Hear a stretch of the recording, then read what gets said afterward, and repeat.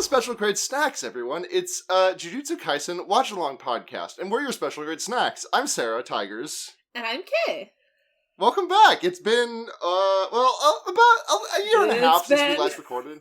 It's been a year and a half since we last recorded, but since the last season, it's been about 2 years and change. It's been roughly 10,000 years. Right. And yet it's been no time at all. We finished this podcast before 1 year of pandemic had happened. We didn't even know. We had no clue. No one could know. No, we last let this podcast off with Kay saying, wow, it'd be really funny if these two boys were kissing. Anyways, time to open the manga and start reading it. Who could know? Who could have known that they were all along kissing? They were all along kissing. I feel like we should just say up front before we get into stuff, we are going to be shown-only content until a certain midpoint of the episode. We'll have a cutesy name for it. So previously the format was... Yes. Sara has read the manga, and then we both watched the episodes, and I'm like, oh, that's crazy that Gojo said that. And I smile knowingly and say, it is crazy that Gojo said that. But, it's been 10,000 hours, and I have read the manga, and I know all the things that Gojo said intimately. Yeah, it's been 10,000. You have Malcolm Gladwell the outliers yourself into becoming an expert on boy best friends. I'm an expert in all the things you can say to be the most longing possible. And still people on Twitter will say, I think he's hetero in that way. It's unreal. I saw a heinous post when I was looking around for, I wanted to see just, Shoko images earlier today, and I just saw someone being like, oh, Shoko was the campus bicycle. I saw this post too! It made me so mad! And I was like, and I'm like, A of all, she's baby teen. B of all, no. Have you looked at these boys? There's 4 gay men and Shoko. I think, okay. I think Geto and Shoko can kissing sometimes, but, that's it. Everything else is just, gay men. I'll let Geto and maybe Hybara be bi, but that's all. Maybe. Bye, Bara. Aw. That's what I say when he leaves.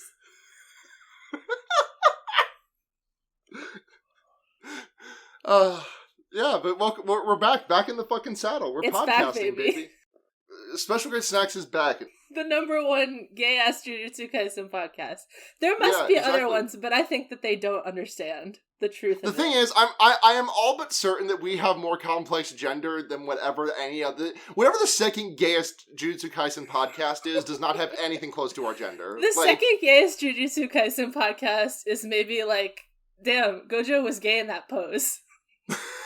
And they're trying to get his ass about it. And I'm like, damn, I wish he was gay in all more poses. Good news, he's gay in every pose he because does he is so gay. Many poses in this part. All he does is pose and be a fucking literally in the second episode he just spends 10 seconds posing. He's so stupid. I love him. He's the dumbest man alive. I think it's really popular to be to backlash Gojo because straight girls like him. They're like, oh, we love Gojo, and then if you're a hardcore anime fan or a gay anime fan, you're like, I don't really like Gojo that much, but you have to horseshoe back around to he's the gayest man and you have to support and love him. Literally, it's that fucking meme of Jujutsu Kaisen, big book, Jujutsu Kaisen, if Gojo knew you could kiss your boy best friend, very small book. We can save him. We can save him with Twitter posts. We can fix these things. Yeah. By the fitting day to record the first episode back because today Rochester does do Pride a month late. It's one of those weird cities. Mm-hmm. And today is the whole festival, everything. As soon as this podcast's over, I'm going to go don some pretty slutty clothing and go throw my tits around with a bunch of other homos. It's what Gojo would do and what he would want. It's what Gojo would do. Listen, I'm just saying, he has to throw his tits around.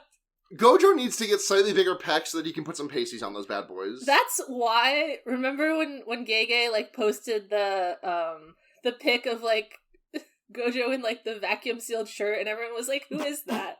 But that's why he got buff. He had to get shredded. Who is that? God, that picture is fucked.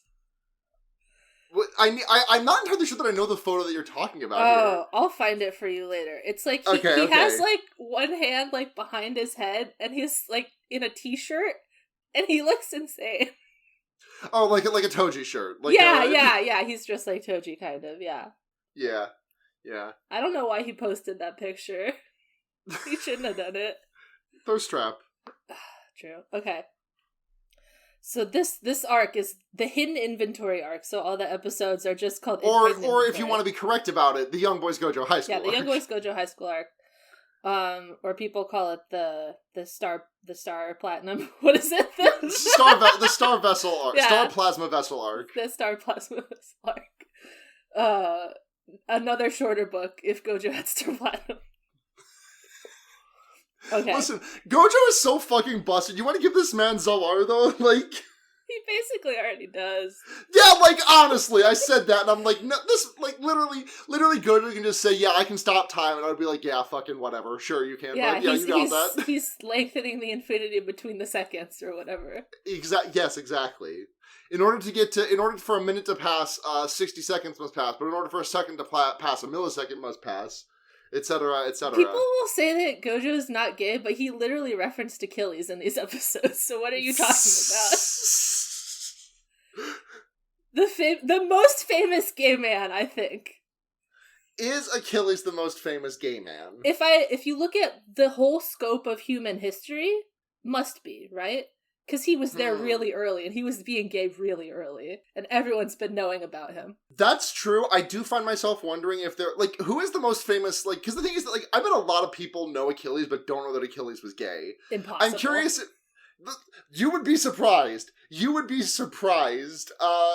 definitely knew back then, and there were a lot of people back then. Not as many as now, but a good amount. Just a good amount of people. A regular number of people existed and back they then. all knew Achilles was gay.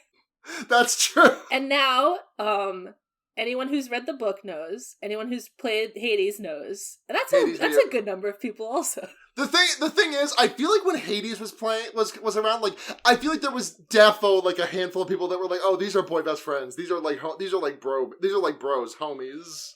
There's some people we just can't reach. No, there's no point focusing on them.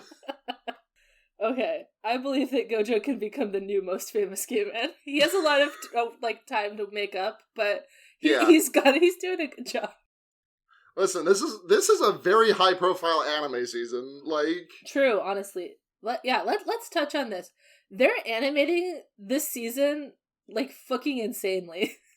Right. Why is it so fucking nice looking? It's so, the thing is, it feels almost to a point of excess at points where it's listen, I'm not upset to see Utahime Meime's, fun adventure animated sillily with a lot of frames, but I'm gorgeous. They're running through a hallway. It's gorgeous. They're mixing in CGI, and it looks so good. I think it looks great. No, don't get me wrong. It does look absolutely great. I'm just I hate to be a fucking downer about this. I'm just Mappa was going to crunch the fuck out of these people, and the animators anyways. It's just a question of how much they did. I have been reading that they brought in a new director, and he's known for doing these kind of really dynamic shots. And I think it looks incredible. Oh yeah, no, it looks great. There's a shot of Utahime running through the door, and we just see the camera follow her through the interior of the drywall. Yeah. Oh my god! And she's scared of mice. All right, let's go ahead and get Uhime's ass. Yeah. Let's do the episode. Oh yeah, it doesn't even start with the girls' mission. It starts with some sort of en media res ghetto who's walking on a street the most depressed man you've ever fucking seen. Yeah. And he's like, what if everything fucking sucked forever? And he's right. Yeah, he finds a curse eating a guy, and he's like, I'm gonna exercise this guy, and I'm gonna eat it, and I'm gonna turn it into a big ball and swallow it. In this shot, it's blue. They've never been blue. So is this like a Gojo metaphor? He's swallowing Gojo's balls. It's big blue. You know? I don't know. Okay, question. Are Gojo's pubes white? Oh, yes, 100%. He doesn't dye his hair. No, I just... His eyelashes are white. Why would his pubes not be? His pubes are white as fuck. His pubes have to be white. Is that like a side effect of his technique, or do you think he just is a freak? I think he's just a... The thing is, Gojo to me seems like the most stressed man alive, and like Neve is like... This woman is a very... My girlfriend Neve is a very, very stressed person, and she... Her pubes are white. Yeah, her pubes are fucking, like, sheer white. Damn lucky. No, you gotta get you a freak like that. Yeah, no, she's, listen, Gojo is probably 10,000 times as stressed as my lovely wife is, and my lovely wife has a good handful of gray hairs. Do not take this as me sallying her good name. I think her grays are absolutely adorable. Yeah, thank you. You get it, I get it. I am the number one MILF Gilf enjoyer, and I get it. You fucking get it. When someone's graying before they hit 30, it's like, ooh, baby girl, you have a very strenuous lifestyle. Let me take care of you. Oh, you have to help her. Gojo does have the air of you have to help him, even though he's like... Yeah, you have to help him! He's very self-sufficient. He doesn't need it, but he looks like a drowned cat. You need to help him. He's just like... He is just like all of those crying cat memes synthesized into one man. In this part, the baby Gojo part, he's like always falling. Like he's always in the process of falling, but never going all the way down to the ground. Right, like he like maneuvers as though he is like doing the drunken fist style of fighting. The gravity is harder on him, I think. Okay, is there an episode? Yeah. So yeah, but the thing I was gonna say is that like Geto swallows a big blue Gojo ball of curse, and it tastes like the rag you would use to wipe up shit and vomit, and I'm just like, now I am not here to say that that this would fix everything, but I would definitely be carrying a palate cleanser around if I was him. Like I don't know what, like just like a big squirt of wasabi or something, just like clear out my sinuses and everything of my sensing. Like just like a pocket tube, just like a tube of wasabi, just like squirt a dollop onto my tongue. I can't smell or taste shit for like 2 minutes. Did you see the Reddit post that was like, would anything change if these tasted good as hell? Yes, it would fix everything. Imagine if the curses just tasted like fucking cotton candy. Honestly, I think if they tasted good as hell, he would still get emo about it. That's kind of how Geto is. Honestly, yeah, he'd be like, oh, the sweet taste of this, it's so sweet, I can't taste anything, I can't enjoy the taste of anything else. Exactly. Oh, it's overpowering, the sweet aroma, it's sickening. Yeah, exactly. Oh, you know, when you're 16, it's just like that sometimes. Literally when you're 16, you could win $1 million and find a way to be emo about it. Okay, so yeah, there's this, he does that, and then there's like the brief glimpse of him walking with the girls. The girls from Jujutsu Kaisen Zero movie. We know them. We know them. Yeah, it doesn't really show them very well, just like their poor little feet. Their feet. And then, famous KFC? Famous KFC scene. We're gonna get this scene animated like 5 different times. Yeah, we'll go further into this in the spoiler zone. Yeah. Okay. Because this is like an end of arc. This is like an end of arc scene that they're just plopping at the front for you know how storytelling is. Storytelling, metaphor, art. You know, it's all there. Yeah. It's you know, it's a Greek tragedy, just like the kind of Achilles is in. Exactly. You know, it's gonna end badly from the start. Exactly. We hard cut to like this. I love this effect where it's like this VHS tape of like it looks good. People who used to live in this big ass mansion, and it's like it's animated like early. Well, it's not animated like early aught style, but it's like I think it is. I noticed that too. Well, it kind of maybe even earlier than early aughts then, because like early aughts has a very distinct style to me. Like this is fuzzier on the maybe maybe like even 90s, but like it definitely Mappa like 90s. it was animated in a way to make the characters who are in like an old home video look like they were animated in an earlier style, which I thought was really neat. The VHS tape effect was also great, and Yeah, Nia was just like, "Oh, why don't they just make anime like this? I want to pretend that I'm watching something on a CRT in my parents' basement." Yeah. So the story is, they do their little jujutsu missions. So the wrap up on this one is, there was like a rich hotel family, and then he accidentally fed all his guests mad cow, and they died. So he killed himself and his family because they went bankrupt or whatever. It's quite the story, sad. Yeah. This happened to McDonald's in the mid-2000s. I wish McDonald's would kill itself.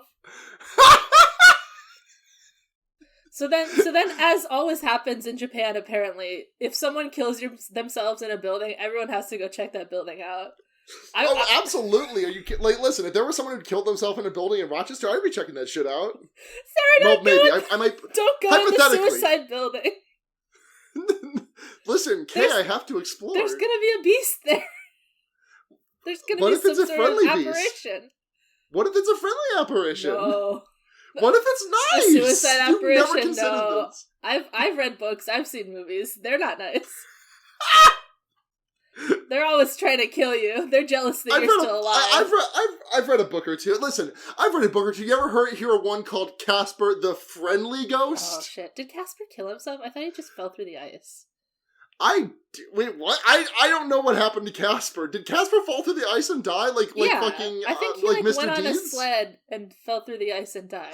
I never know that they explicated that. I thought they were just like, yeah, Casper, he is not alive. I could just be like ripping this out of nothing, but I have a vague memory.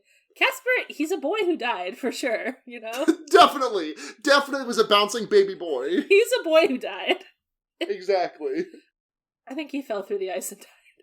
Maybe Casper the Friendly Ghost is haunting the building. Could be, but yeah, they're gonna have to exorcise him, because 50 people have gone missing and perished in this house. Yeah.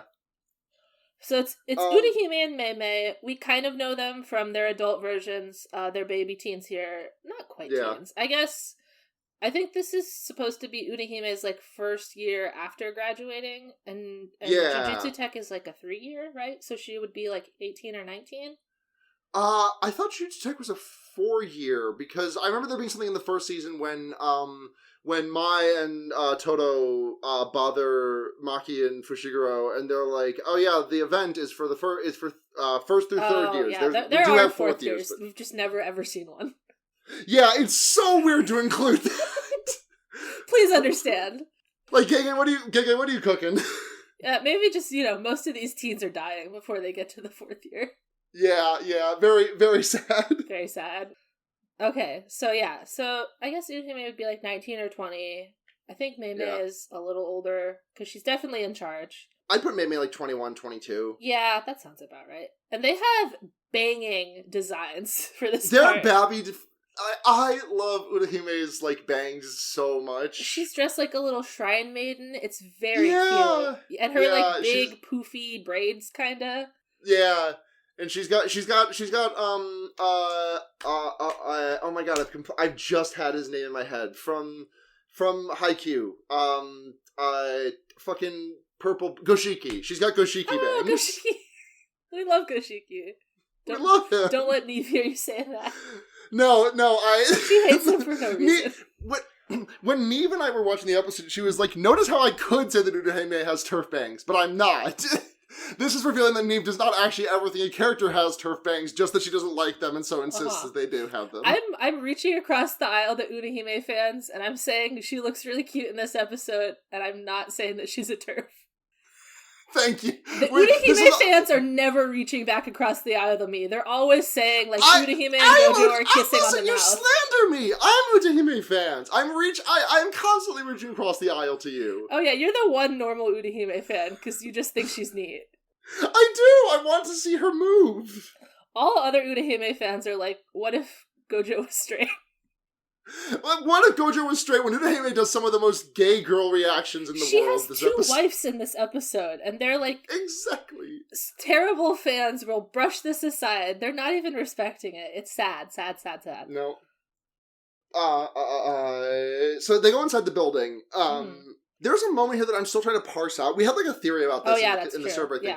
Yeah, where because like they go into the building and Mei tosses Utahime a flashlight and says, "Here, take this. I don't need this though." Which like at first we were like, is she blind? But she like points to a lot of things and like identifies to a lot of things. She can 100% see through the eyes of the birds she's in control of. That's her power. It's very cool. And she like kind of has like weird eyes, or like she like has her eyes closed a lot of the time, and she's like kind of albino-ish. Yeah, her eyes are like drawn in, like her eyes are drawn in a way that a blind character would be. But you can maybe reach for her, like using the not necessarily reach. She does kind of use the umbrella a bit like a walking stick. Yeah. But also like she very much does just like point at a bag of chips on the floor and say potato chips, which is like potato chip identified. Yeah. So I'm not entirely sure and then she does not have any birds on her person in these episodes. She should always have a bird on her person. It would be fucking baller. Yeah, right. Like, how does she not have a favorite bird? Like, one bird that she keeps on her at all times. I mean, she explodes the birds frequently, so she can't have a favorite one. But she should just have one on her shoulder all the time. The thing is, I'm imagining that she has a favorite bird, and every favorite bird she has lasts, like it's the average lifespan of, like, a baseball in the MLB. It's like, this bird is lasting, like, 10 to 12 pitches tops. This is so sad. And it is my favorite bird for those 10 to 12 pitches. I wish she walked around with a big fucking raven on her shoulder. It would be cool as hell. It would fix a lot of things. So, Udahime, like, runs around the build. They split up and go around different they're floors. like, we have to split up, you know? It's very important that we're not in the same place so that we can get attacked separately. So Udahime is, like, clearly scared, which is funny. Yeah. So they split up and she checks all the rooms for, I don't know, an evil being, I guess. Yeah, and she opens the door. There's a Persona 4 room in there. Every single room has something creepy scary in it, and it's, like, not noted. They're, like, on screen for a flash. There's, like, a huge blood splatter. There's a noose. There's, like, there's, like, a room where there's, like, a bunch of tally marks on the walls, like someone was camped out there for weeks. Evil toilet. Evil toilet. Very scary. Obviously. You don't know what's in the evil toilet. She didn't check inside the toilet. She should have. No, yeah, there could have been a Pokeball hidden in there, or the switch to fight Lieutenant Surge. Or a toilet snake. Yeah, there could have been a toilet snake. What do you mean by you didn't check? She also, like, makes a bunch of silly noises as soon as she opens the door. All the rooms, she's like, "Whoa, whoa!" It's like that fucking video of like I think it's like a J-pop trio, and they all pose up and like look at the screen and go, "Ha, ho, ho." Respect. Yeah. Udahime's silly, frankly. She's so cute in this. So she finally like looks under a bed. It's animated insanely well. And there's like, you know, like some mice, and she gets a little frightened and she runs out and closes the door, and then Mei like grabs her from behind and she screams insanely loud. Yeah. And Mei's just like, haha, you're silly. Scream queen. I like this. It gets pointed out in the episode too, but like Utahime like walks in the door, and it's like the door at the end of the hallway. It's, you know, not on the sides of the hall like all the other doors are. She like walks into it. And then looks and sees, you know, there's in those rats. They attack her. She runs out, and then she's on the side of the hallway again. Yeah, you can see that they're like in the infinite hallway before they even note it. It's cool. Yeah, it's very cool. I don't necessarily know if Gege was just like, ooh, that shit's actually really fucking smart. I should do that. But like, it's very funny to me that this came out. These chapters of manga came out like 4 months after the Chainsaw Man Endless Eighth Floor chapters. Oh, I didn't know that. Yeah, no, these were, because JJK started in, like, 18, right, and Chainsaw Man started in 19? No, Chainsaw Man started late 18. Anyways, I digress. Yeah, so the two girls are trapped in an infinite hallway, and they just kind of walk for a while. Yeah. But they discover all the clues that they need to figure out the mystery. Because Utahime has numbers autism, she just like me for real. She's just like counting the steps. She's like, this one was 157, but this one was 270. Have I ever told you about a thing that I used to do all the time? I still kind of do this one, but it's gotten, like, I've gotten my OCD a little bit more reined in, but back when, I would say, this is maybe like 8 to 10 years ago was when I was at it was at its worst.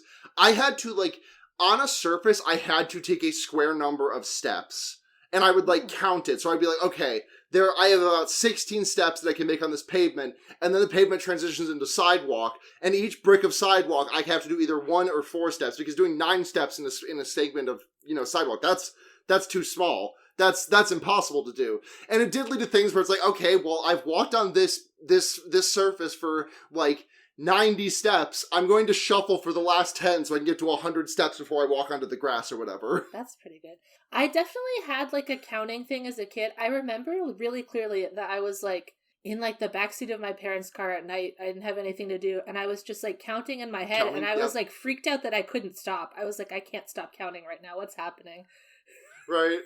I remember I was like 7, 8 years old. I remember like bragging to my cousin, like, I can count to 400. And he was like, what if you count to 401? And then I was like, oh my God, I can go on forever. I was like scared of not being able to stop counting. Because, if you're just like thinking numbers in your head, it just kind of keeps going by itself. I was like, I can't stop counting. I can't think of anything else. Right. No, listen. I have fucking like thalassophobia for big numbers sometimes. They don't stop getting big is the thing. They don't. Sometimes, like, listen, the idea of infinity used to scare me a lot. It doesn't anymore because I've had to spend so much time studying it, but like now I learn about like numbers. I just learn about like stupidly huge numbers, and it's just like, are you familiar with like if I say the words power tower, does that mean anything to you by any chance? I don't think so.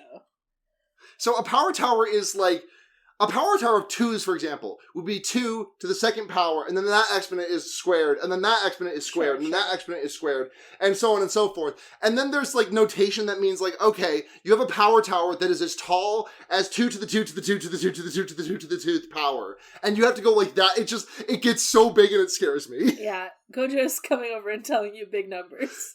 Gojo, no! Don't do this to me! He knows all the numbers. He does. He knows. He's the only person who knows every number. He's got the Tim and Eric Encyclopedia of Numbers book. The alphabetized numbers. Yes, exactly. He knows every number. That's his power. Everything else is just ancillary. Subset, Yeah, it comes from knowing every number.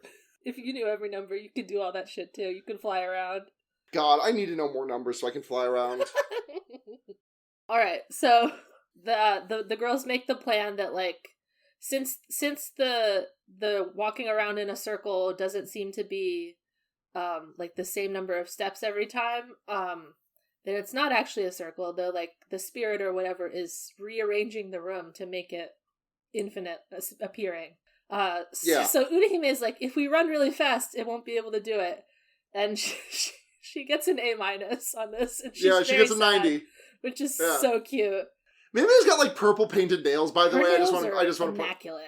They're absolutely her cute little tie. Like this is a lesbian. She's in like a hot bitch suit, and her tits are enormous.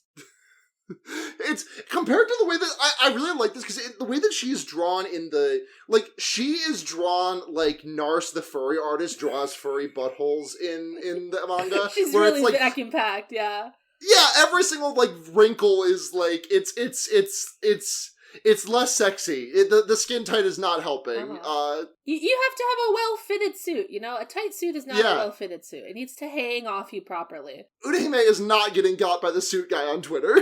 Or Mei, yeah. Mei, yes. If there was a suit guy for Shrine Maidens, this bitch's pants are not draped properly. Leave her alone! Mei is like, the plan is actually we should run in opposite direction. And Utahime is like, great, that's a good idea, let's do it. And we don't see Mei running. We don't see her standing still, but I'm also 1,000% confident her ass did not move an inch. She was moseying at best. She did not move. I think she just turned Utahime around and said, go, girl! And, she did. You go, girl. Honestly, you go, girl. Like, her staying still and Utahime running should make the same... It should be the same, right? Exactly, that's one thing. I think Mei was just like, well, I think in her head she's like, only one of us needs to run. I'm not running alongside her. Yeah. I mean, Mei, she's problematic, for sure. And we'll see it more later in the season, but she has a lot that you can respect about her. 1, she works as little as possible. 2, she gets paid as much as possible. Yes! Do we respect Mei getting that bag? Discussed. Yes, absolutely. It's with barely a question. Boss bitches have to get paid. Listen, Utahime here in, what is this, 2007? I think it's 2008? 2006 or 2007, something like that, yeah. Yeah, because this is like 10 years before the events of the... I think it's 12, because Gojo's 28 in... Yes, and he's 16 here. Yeah. So 2006. This Mei I respect getting the bag. Current Mei, she's rich as fuck, and she's just stacking bills on bills, like. But think about this: current Mei has a big fucking axe. Yeah, that's the thing about current. I thought you were gonna say a big fucking ass, and I was like, well, not only something that I know Kay to go bonkers for, but a lot has changed in 2 years. A bitch with an ass and an axe. She does have that dumper. Is the thing. She's doing 100 squats every single day. Yeah, she's tits up the ass and out for sure. Yeah, yes, exactly. But yes, I deeply respect this Mei getting the bag. But anyways, Utahime starts running, and then the corridor starts collapsing behind her. Like, good job, we did it.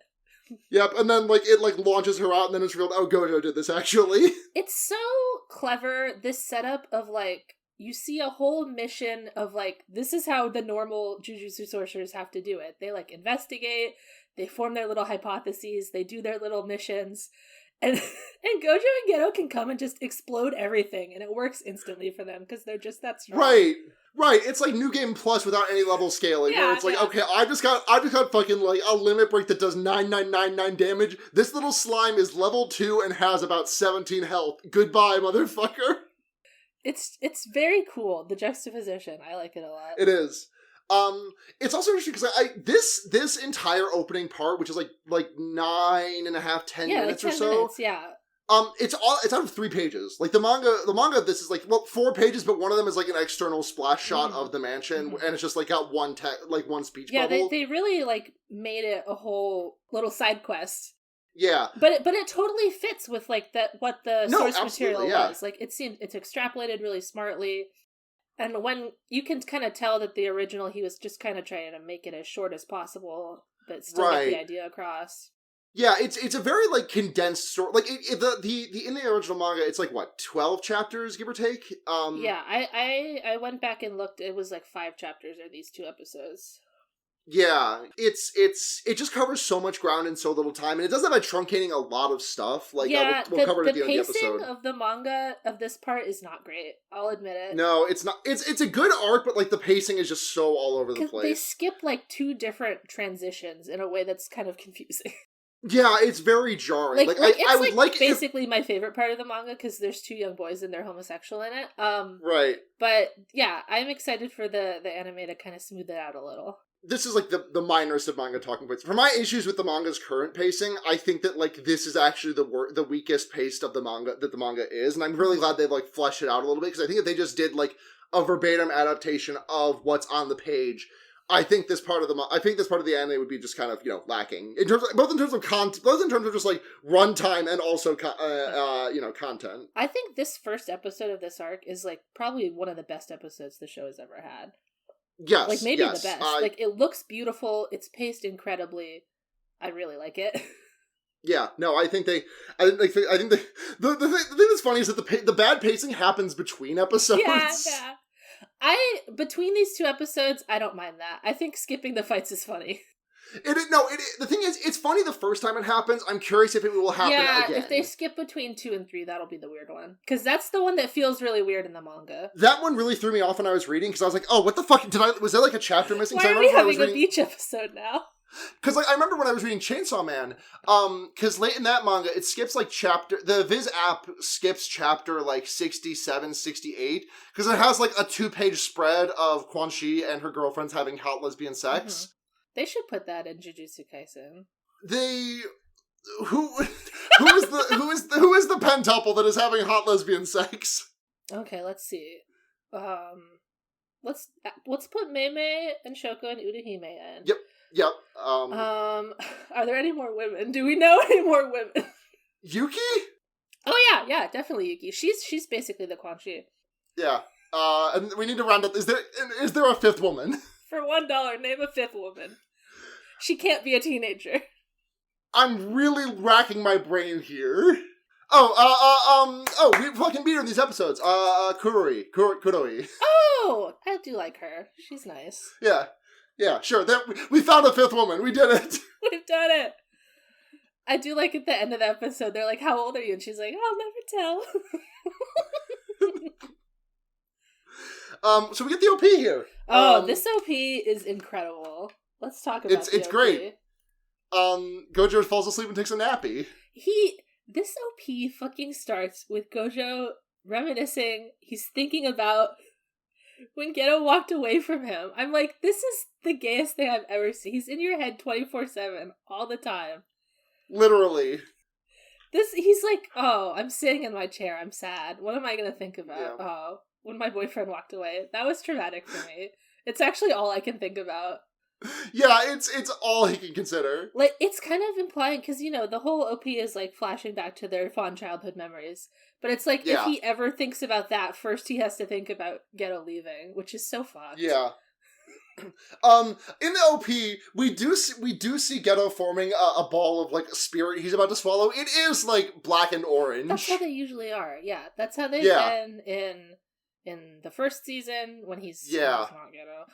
That's how it was in the TV show, or not the TV show, the movie. Well, hold on, Kay, you have to start the sentence over, because that is a spoiler, I believe. I want to say that whenever I see, like, Twitter posts or whatever of, like, comparing past and future, and one of them is, like, Geto and Kenjaku, I get so mad. I'm like, that's not Geto. Don't even say that. That's not Geto.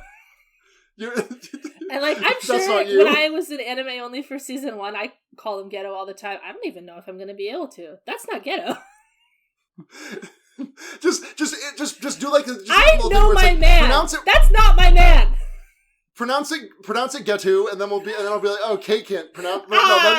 Then that would mean you're mispronouncing anime words, which, like, you regularly make fun of the Shrieking Shack for doing this. like Sundare, I've heard ZZ say this multiple times, and it drives me fucking nuts. Japanese it's like, dude, is not hard to pronounce. It's like, just dude, you are all syllables in a row. Like, how do you, ZZ, of all people, not know how to pronounce this? Your name is letters. Like, listen, there are things where it's like, I'm never going to pronounce karaoke, like, I'm never going to pronounce it like karaoke, because that just feels, like, listen, there's some stuff. I'm never going to pronounce it. It's a loan word now. It's different. Yeah. I'm never going to pronounce it Nintendo. That's Nintendo. It's my friend Nintendo. My friend Nintendo. But, like, Tsundere, it's not hard. Yeah, it's not hard. L. Okay, I don't know what we're gonna. Anyways, but so the joke I was gonna make is that typically the curse balls are Karasuno sponsor, but Geto ate a Abajosai one in the opening of this episode. Delicious. Tastes like Oikawa's turn to serve. Cursed spirit caused by dread, caused by Oikawa's turn to serve. Oh god, that spirit would be powerful. Okay, what else happens in this OP? Oh, it has the cute little iconic, like, the Sashisu, the Satoru, Shoko, Suguru, like, illustrations of them with the, like... Yeah! It's cute that they adapted it like that. And Gojo's doing this gay little pose with his tongue sticking out. Yeah. Insane. I've watched these episodes a total of 5 times by this point, and it only just hit me that, like, the part where the chorus hits is, like, that is actually the fight that happens between episodes 1 and 2. Yeah. I like that. I like that a lot because, like, in the first OP didn't just have, like, a fight that didn't really exist. Yeah, because, like, there's, like, some curse that is never actually in it. Which is interesting because, like, I feel like in a lot of, like, shonen, especially in a lot of serialized stuff that's going to be running for more than one core, the stuff you see in the OP is, like, dramatizations of stuff that is going to happen in the show. And there is a lot of that in that OP, but the big fight that hits at the chorus when, like, Nanami, like, does the ratio technique on the big monster in the middle of the city, that's not part of anything. The second half does have, like, the second half is pretty much just all events that happen in the anime. I really like this though, where it's like we're inventing a fight, but it's just kind of one that happens off screen. I think that's fun. I like that a lot. And it kind of doesn't happen like that. Basically, like they never actually fight together in that part. Like they're fighting two separate guys, but that's like it's like kind of like spiritually the boys are fighting together. Yeah. Oh, and that part looks so good when they drop down in the split screen. I get fucking. It's good. It's so fucking good. The emotions just, like, overwhelm me. I'm just, like, tensed up. I'm like, oh! I was really caught off guard by this song not being Eve, which is like not even a call that I made from the vocals. Like I was like, oh, I heard the guitar and I'm like, oh, that's Eve. And then I heard the vocals and I was like, that's definitely Eve. And then I looked it up and it's not Eve. Sounds good as hell though. It does sound good as hell.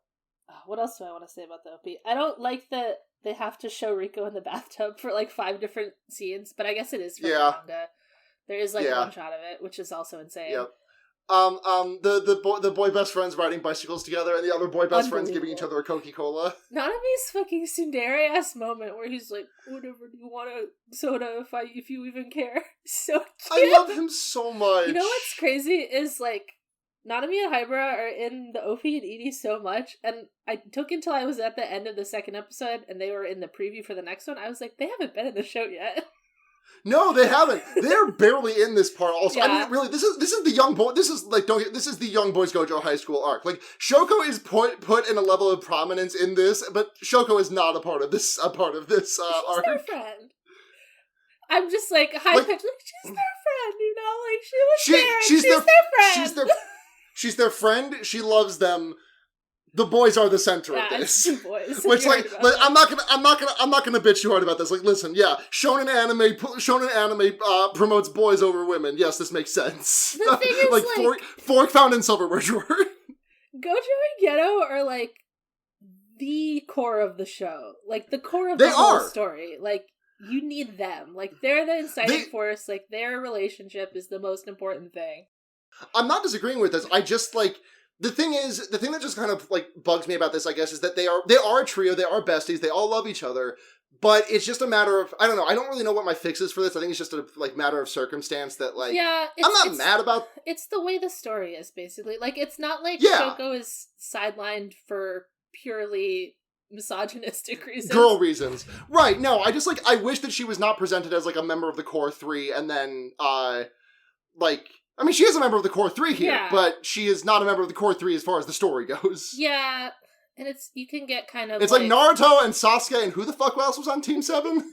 And you can get kind of like Watsonian about it, like, oh, like, they were the besties, and then, like, when all the bullshit went down, it kind of just, like, fucked up their friendship even further, so then, like, Gojo and Shoko are not able to be friends in that way anymore, blah, blah, blah. Mm-hmm.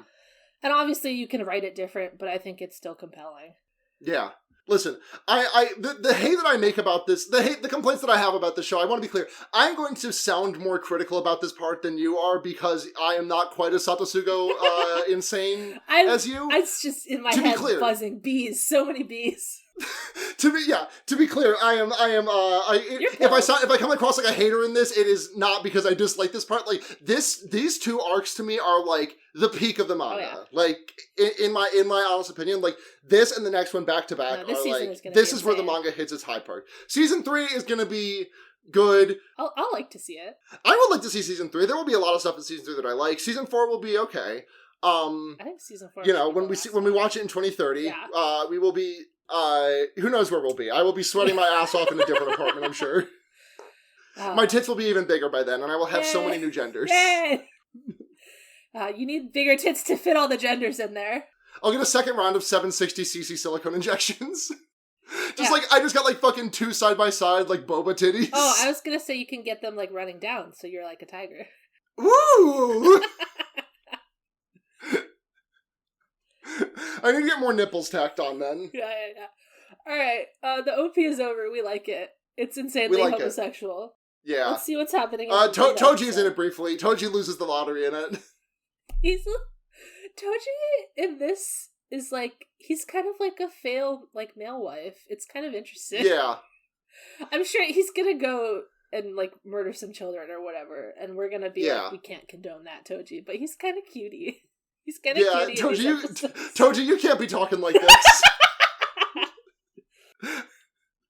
Alright, so let's see. Gojo has his famous, like, are you crying, Uruhime, just because a house fell on you, bitch? Yeah. And, you know, she tries to be like, actually, I was doing it all fine on my own, and then, you know, the big spirit pops up, and Gero's guy eats it. He's like, stop being mean to Uruhime. She can't help that she's a frail little bitch. She can't help that she sucks ass. Yeah.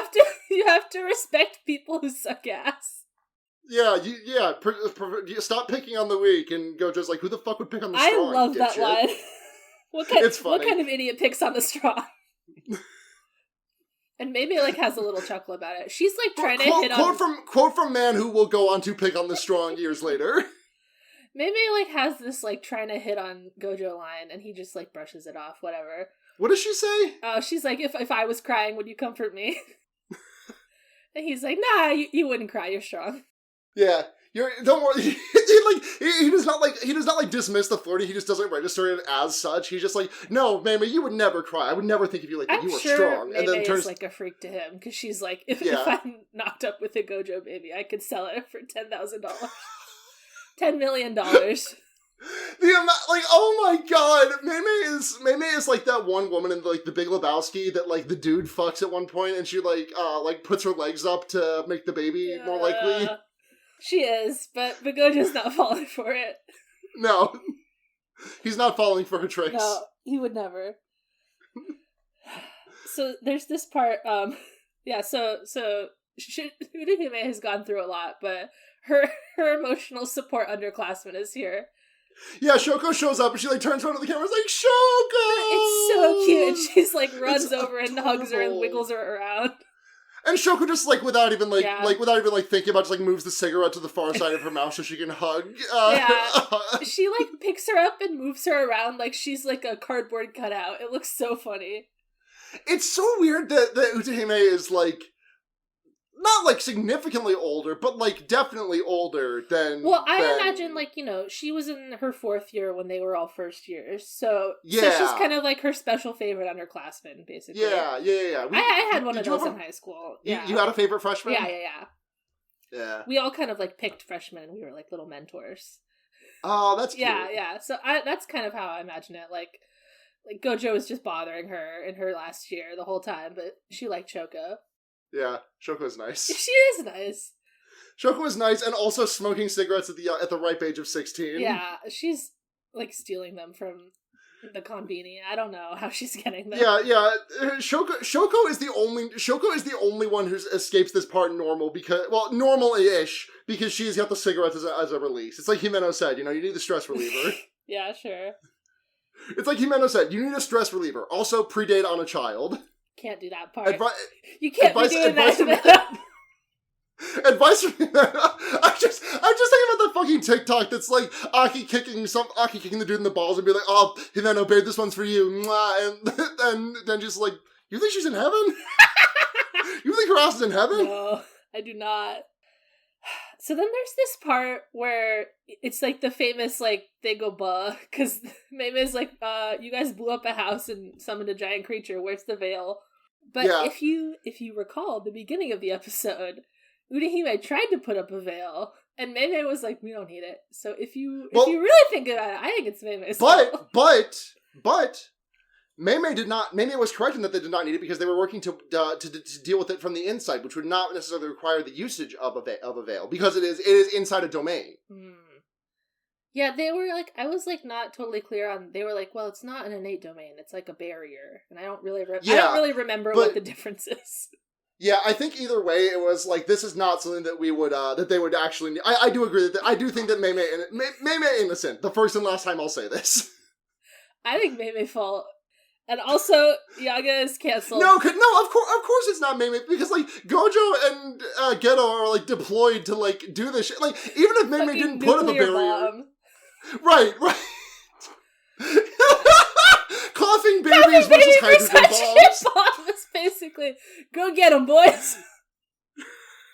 You have to explode this coughing baby immediately. But don't let anyone see you doing it. There's an old Calvin and Hobbes strip. I don't remember what like the visual punchline is, but it just ends with Calvin being like, I felt like sandblasting a soup cracker, and yeah, that's what Gojo was doing at all times. Yeah, so they're all like on their knees, like, who didn't put up this veil? There's a TV broadcast about a house exploding now. Yeah, I love this part where Gojo raises his hand and he's like, we have to stop pointing fingers, and they're both pointing at him. I think we should stop looking for whoever did this. And then Yaga punch him. Yaga canceled again, using corporal punishment on minors under his care. Yeah, we hate him. He's giving him guidance. If you believe the anime, guidance. But in the manga, he's giving him discipline. I think it's the other way. It's guidance in the manga and discipline in the anime. Yes. You're right. I have that in my notes. I was just like rattling this off the cuff. I'm like, oh, I got this. Yeah, no, we can't respect Yaga. You can't hit children. No. It is ironic that Gojo could easily not be hit if he felt like it. He hasn't learned that technique yet. I mean, he doesn't get hit by knives, yeah.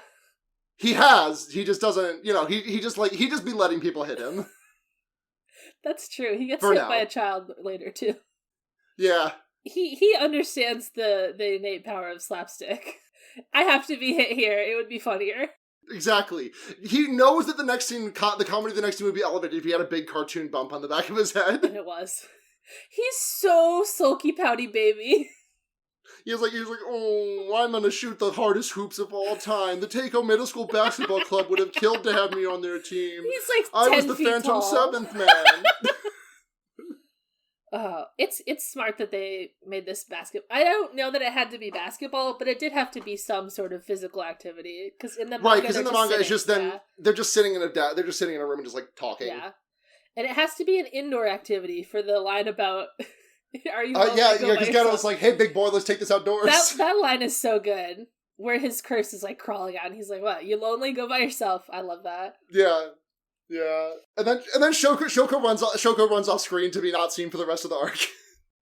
I love that she's just like, whatever. The boys are fighting. I'm out of here. Shoko is very powerful, but not in this way. I'm about to head out. Her power is that she can head out. Yeah. Her power is also that she can go foo, hoi. I love that. And it's so cute when she's wearing Gojo's glasses. Yes. She can clearly not see shit through them. She's like, what's wrong with you? Right. Yeah, but Geto gives his philosophical speech, and if you're only watching the anime, you're like, oh, that guy from before is Geto, and he says different things than he did before. Yeah. He's like, Jujutsu exists to protect the weak and destroy the strong. Basically. Yeah, exactly. It do be destroying the strong. He puts up that garbage line. He puts up a garbage 3, does not go in.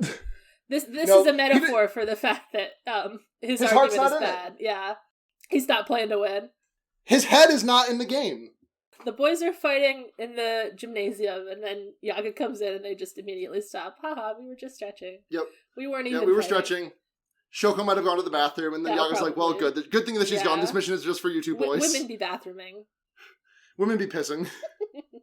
Alright, so this part is basically an info dump about Tengen. Do you remember him? Is he in the first season? Not IP. I think he gets mentioned once or twice, but nothing really when the attack on the exchange event happens. There's some mention about them trying to get to Tengen, but that being the whole defense of the 1,000 billion doors. Yeah, we love all the doors. We love all the shields, the barriers, etc. Yeah, exactly.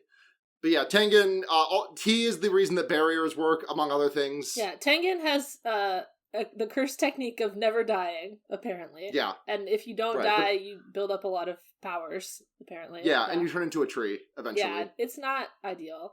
So instead of turning into a tree, you have to find someone with compatible DNA and take over their body. Yep. It's kind of a villain that we might meet later coded, Mildly, yeah. What fascinating, the parallels. Oh, a parallelogram. Interesting. It's good when they do it though. It's good when Tengen does it. Honestly, I think Tengen is sus. Something's up with Tengen. Keep a pin in that Tengen for sure. Tengen venting sus. Yeah, Tengen is venting pretty sus, in my opinion.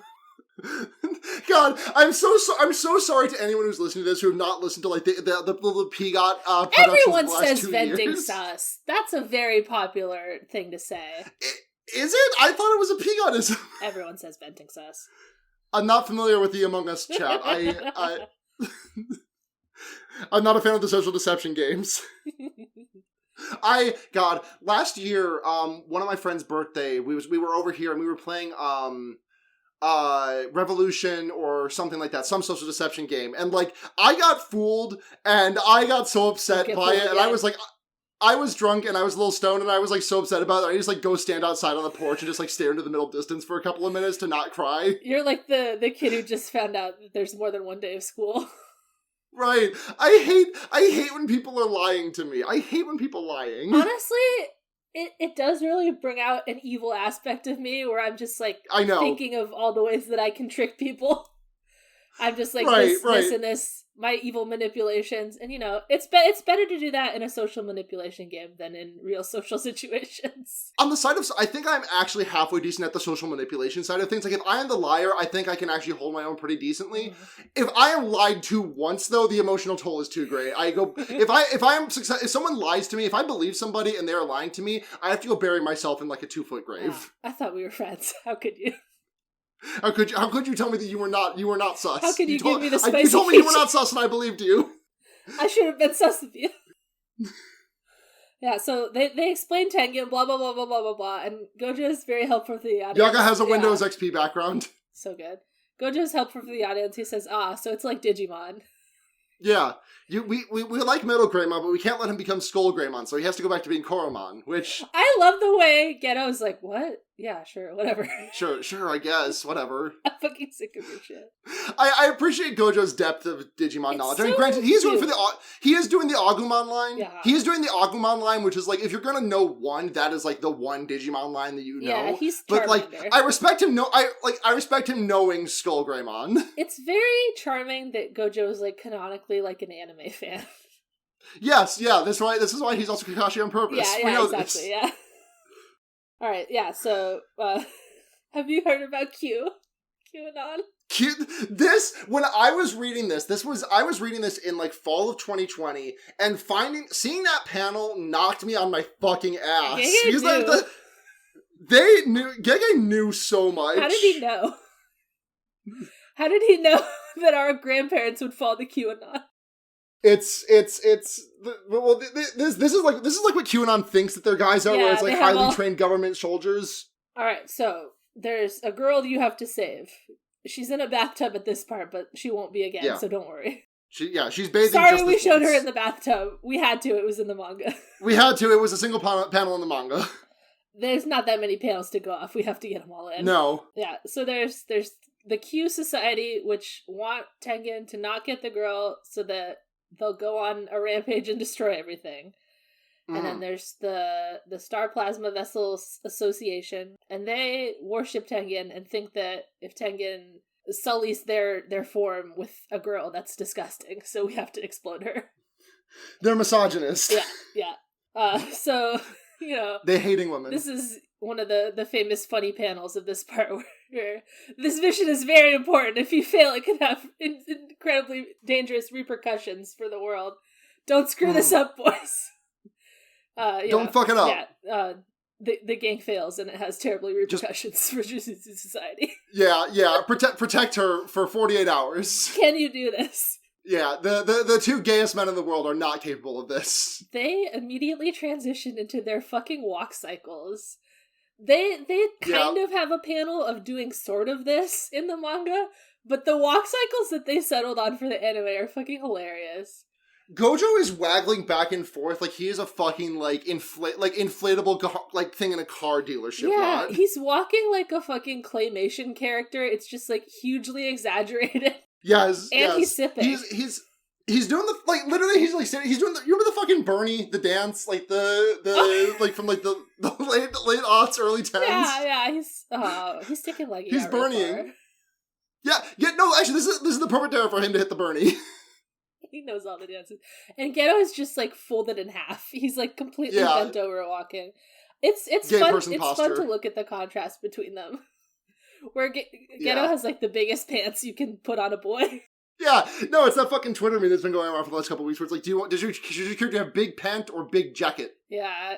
He has big pant and a big jacket. He's like Geto also has a snatched ass waist. Oh yeah, there's the one shot where like his shirt rides up while he's playing basketball, and he has like high waisted pants. It has like a belt, and then there's buttons above the belt that keep going.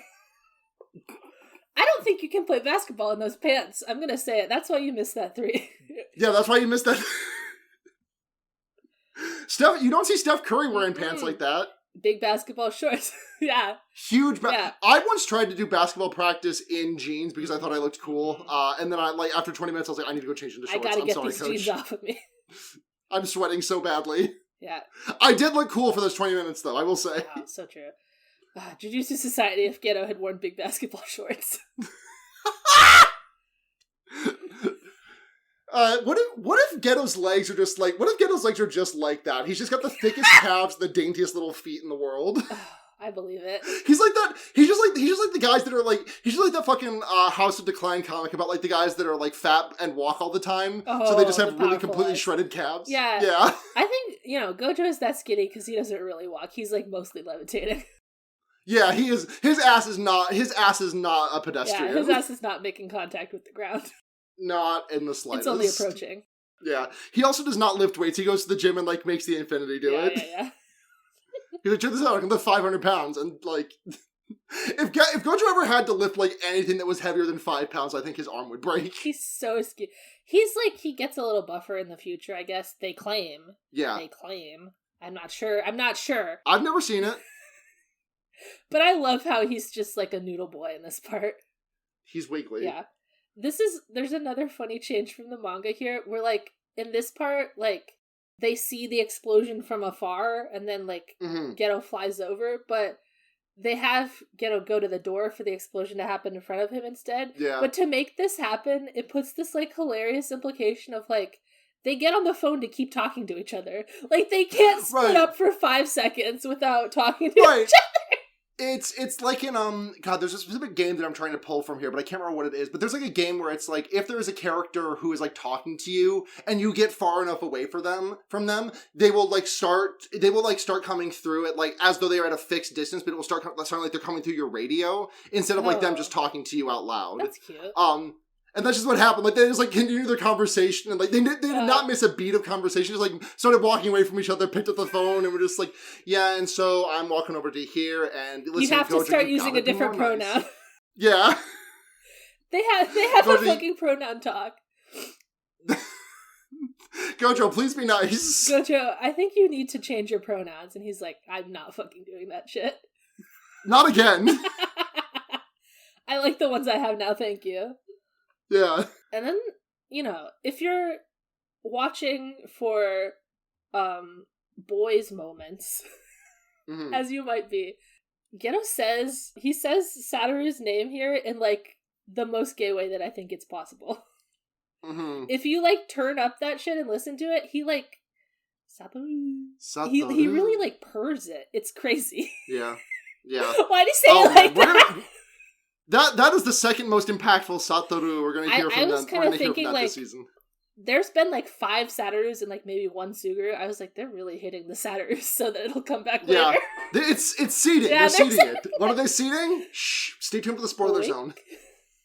And then so then since in the manga Geto didn't actually go up to the building, he like uses some curses that are not from the manga either that I really like.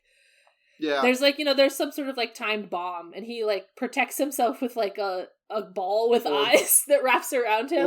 Orb creature. I love that guy. And then he like breaks a window with some squids. Yeah, and then rides a manta. Yeah. The manta's Manta, you will always be famous. Yeah. And then he like saves Rico, and then one of the Q guys is like, sorry to do this to you, but I am fucked up and evil and I have to. And then we cut to Gojo, like, still talking with Geto on the phone. Glad you didn't explode, my boy best friend. Yeah, my boy best friend. And then we get the fucking, like, Neve joked that, like, just, like, some, like, beleaguered anime was like, just got off the phone with the boss. We gotta make something that can make a meme in here. We need a reaction image. Right, and like no joke, I have seen this used as like what's a X opinion that has you like this, and it's just like Gojo surrounded by knives, like at least twice since this episode aired. Yeah. Sick of it. I know it's in the manga, sick of it. He's always surrounded by knives. This is the thing. Gojo's demeanor at all times is knife cat. Yeah, he's like, oh, you're trying to stab me? You're trying to kill me? It's interesting that you can't. Yeah, good try, idiot. And then, the most important... the man of the hour, the man the internet has been begging to see. How do they introduce Toji? Feet first. He's Toji. Do you get it? He's Toji. I wish that pun was a little bit more clear. If you type it out, I get what you mean. If you type it out, it kills. But if you say it out loud, it sounds like you're just saying Toji. Yeah, it sounds like you're saying Toji as though his name is like Touji. Yeah, that's what I was thinking. Yeah, but no, he's got the slides and he's itchy on his feet. Do you care? the first ever teenager assassination performed in Yeezy slides.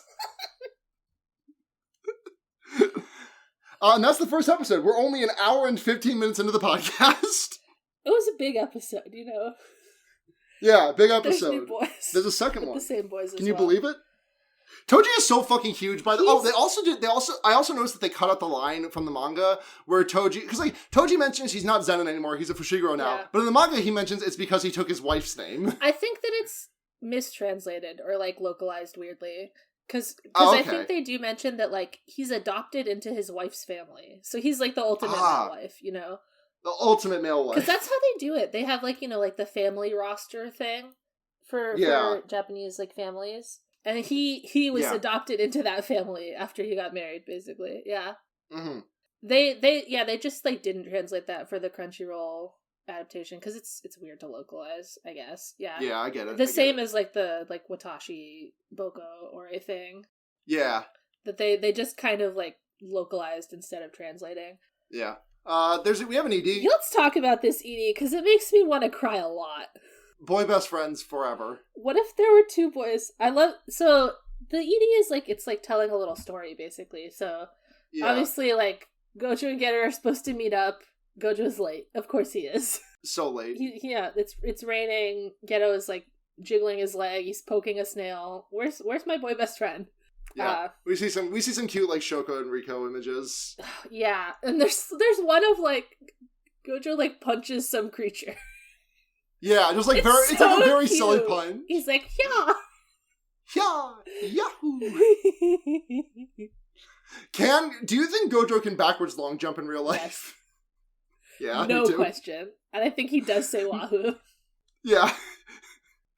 Well, yeah, because Gojo was born in what, 1990 then? So he would have been like 9-10 years old when Super Mario 64 came out. He loves it. He loves it. He's on his Super Mario Sunshine shit. Yeah, oh my god, absolutely. He is so excited for Super Mario Galaxy to come out next year. He doesn't. Galaxy might have been 06. Actually, the Galaxy might have been out at the time of these events. Oh, he's so busy. He just wants to go back home and play GameCube. Yeah. So yeah, there's also this little story about like all the baby teens, even the ones we haven't actually met yet. They go on like a little day out on the city. They go to an arcade and they like play fake Street Fighter. They play Jujutsu Fighter. Juju Fighter, and then Juju Fighter. They're like clearly like betting on who's gonna win between Gojo and Geto. Right. Gojo. Yeah, Gojo. It's Gojo and Shoko versus Geto, Haibara, and Nanami. Yeah, and it's not close if you look at the health bars. Not. But Geto was trying so hard, but it was not close. These characters, I think these characters are supposed to be Ryu for Gojo and Cammy for Geto. I think it's a whiff. Listen, this is a very small detail, but like I don't think these are the characters they are playing. I think it was Chun-Li, right? Chun-Li, yes. Who did I say? Cammy. Oh yeah. The other girl. Yeah, I don't know who. I'm not entirely sure who of this era of Street Fighter I could see them playing, but like this is important to talk about. Yeah, I gotta rotate my brain because this is 06, so the Street Fighter they're playing is probably like this is like 2 years before Street Fighter 4, so this is like Street Fighter Second Impact era, I think. Mm-hmm. I don't really know what the tiers are in that game. But let me take a quick look at the roster of that game. Because actually, I know the roster for Third Strike quite well, which was the next one, but I don't know what the roster for this one is. And it's an arcade, so who knows what they have. True. Okay, wait, no, I'm completely out of my ass. Second Impact was like 98. I don't know what the fuck I'm talking about.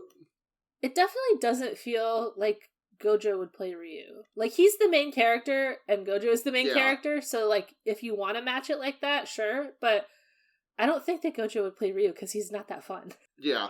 2006, no major releases of a Street Fighter game, just re-releases on PSP and stuff. Let's say Street Fighter 2 roster. Sure. Like, I think Gojo is playing. I think Gojo's playing Sagat. If he's playing someone from Street Fighter 2, he's playing Sagat. That's a good call. Yeah. And then Who is Geto playing? Geto, like, I feel like putting him on a zoner is just, like, disproven in the second episode. So I don't think he's on what I Dawson, was about to say. like, I was gonna say he likes, like, a really, like, close-up fighter. But not really a grappler. Yeah. So, like, a close-up fighter that's not a grappler, like, that's Balrog, I think. The boxer. Mm-hmm. There's... could also be E Honda. I know Geto loves going up and across. Fuck yeah, he does. Yeah, Chun-Li's not terrible. I think Ryu is the real big mismatch here. Chun-Li is, like, fine. Yeah.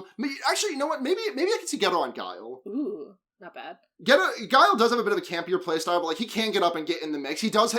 He plays good from range and from up close, which I think is, like... That's perfect. I think that's... Yeah.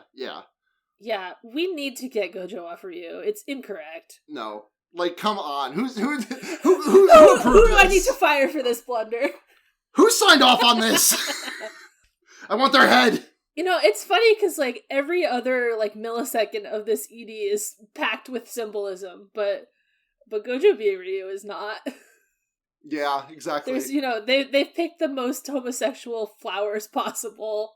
Yeah. There's one shot of, like, 2 hands and 2 spray cans that makes me want to explode every time I see it. It just makes me think of a scene in Summer Wars that does immediately lead to hand-holding. Because it's literally, like, there's the 2 hands, and then the focus is on one, and then it shifts to the other. Like, what am I supposed to fucking think? Right. The ED, I will say, this episode, one major L, does not have no Juju Stroll. There's no Juju Stroll in either of these episodes.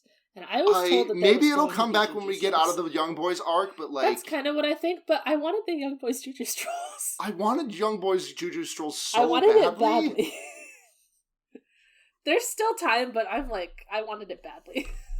Alright, next episode. Hidden Inventory 2. Next episode. Hidden Inventory 2. I'm going to try and this is something that I found has been very helpful for me when I did Wow Cool Robot and have been doing it on Fear Baiting. I'm just going to give like a quick synopsis of the episode and then go beat by beat because I feel like that's easier for me. The first one.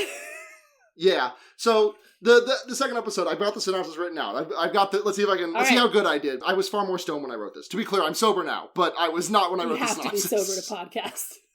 You have to be. It's a serious mission. Good news. Geto and Gojo have stopped QAnon for good in between the episodes. In the meantime, sexual Toji reveals his master plan, to post a bounty for Riko and get a bunch of chump sorcerers to bother the boy best friends to wear them down, and lose more money betting on boat races. The sorcerers chasing the bounty tried to kill Riko, the upcoming star plasma vessel for Tengen, but unfortunately the blowjob brothers are just too good at their jobs and absolutely mop the floor with them. However, Riko's getting a text. Kuroi has been kidnapped. The maid. Ooh, that's a good short summary, and then we can really dig into it. Thank you. Yeah. They because Mappa does Jujutsu Kaisen and Chainsaw Man, right? Yeah. Yeah. Yes. They added this part at the beginning of this episode where Geto like makes himself a tea, and it reminded me so much of the part where Aki has his like little domestic Aki moment. Irresistible. Yeah. I was just he does his dishes. He does his laundry. Yes, he does the cooking. Yes, he does the cleaning. It's just like a very good character moment. In a better universe, Geto would have just grown up to be a regular housewife type of guy. Yeah, I mean he's Mr. Mom to me. He is, God. It's really interesting the way that like in a lot of other media, if there's a scene of like a guy doing a little task like making tea while someone else is screaming being tortured in the background, you'd be like, oh, he's the bad guy and he's pretty twisted. Yeah, but he's getting it's not working here because the bad guy's getting tortured by Kissy. Yeah. So like, is it that bad? It's Kissy. He doesn't like it. He doesn't like the Kissy. It's bad because of consent. Exactly. And wokeism also. El wokisme, yeah. El wokisme.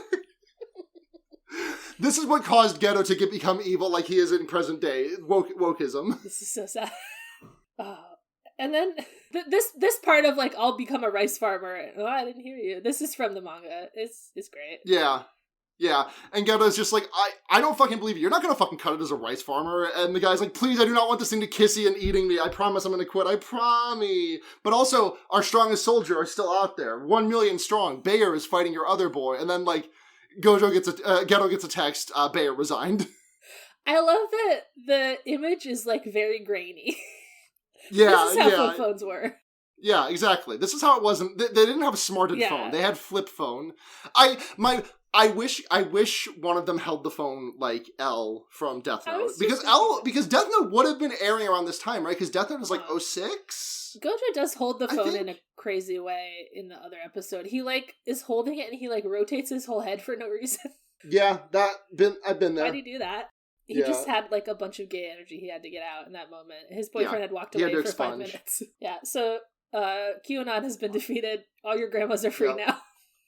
Yep, thank God. Thank you, Gojo. Thank you, Geto. Yeah, after that, we get like a big like card on the middle of the screen. It's like Q has been stopped, and then we cut to Toji like losing at gambling. There's a lot more Toji to kind of like smooth out what's happening, which I do appreciate. Mm-hmm. So there's Toji, and then there's this other guy. I don't know his name. I just called him like he's not Toji's handler, but like the handlers are like the closest word I can come to. He handles something of Toji's for sure. Like he's like the contractor. He's contracting Toji to do an assassination, and they're kissing. They are absolutely having nasty ass sex in the back room. Yeah, because this is I think after Toji's wife has died. So yeah. So he's on the rebound. He'll fuck whoever. Yeah. He needs someone to fill that Gorilla Grip pussy. Oh, he's the number one absent trans mask father in this episode. Number one absent trans mask father, because the guy is like you can tell that they have a closer relationship. He knows his son's name. Yeah. He knows his son's name more than he does. Toji loses at gambling first. He's betting on boat races and he loses. Betting on boat races, I'll say it, I think it's one of the gayer kinds of betting you could do. Like if you're gonna be betting, like that's definitely up there. Boat race? Are you? Yeah. What are you? Some kind of fruit? Yeah. What are you trying to? What are you into motorboats? You trying to motorboat some men's titties? Yeah. You trying to motorboat some ass cheeks? I think you are. I think he does. I have I have nothing to. Yeah, I have to believe that you are doing this. What else can I understand from the scene? Right. This is what Mappa's you're not giving me much else to work with here. But yeah, Toji's just like all we see Toji do is lose in this. He does just a lot of like cute little grumpy faces. Like he's like, am not joining the 10 million legion strong of Toji fuckers. I'll say that. But you're becoming a mild Toji appreciator. I'm reaching across the aisle and I'm telling them he was cute in this episode. I really like how, like, in far shots, the scar on the side of his mouth kind of just makes it look like he has, like, a little chubby cheek that, like, when he, like, makes a face, he, like, has, like, it kind of looks like he's doing a bit of a grumpy face because of it. He's very pouty gumpy. It's cute. Yeah. It's adorable. And I looked at these, like, grumpy faces, and I was like, oh, let's go look at Fushiguro pics and see if he makes a similar grumpy face. And it's been, like, 3 years since I looked at Fushiguro. I was like, holy shit, my son! My little There's boy. Pictures of him online! There's so many! But watch out! If only Toji could go online and see pictures of his son and he would remember who he was. Yeah, he'd be like, "Oh yeah, that little fucker. He's okay." Because the guy, his contractor is like, "How's Megami?" And he's like, He thinks for so long. Who is that? I don't know him. Megumi. Not ringing a bell, Chief. Are you thinking of someone else, maybe? Yeah, I think you're thinking of someone else. Sorry, bud. God, it's good. Yeah.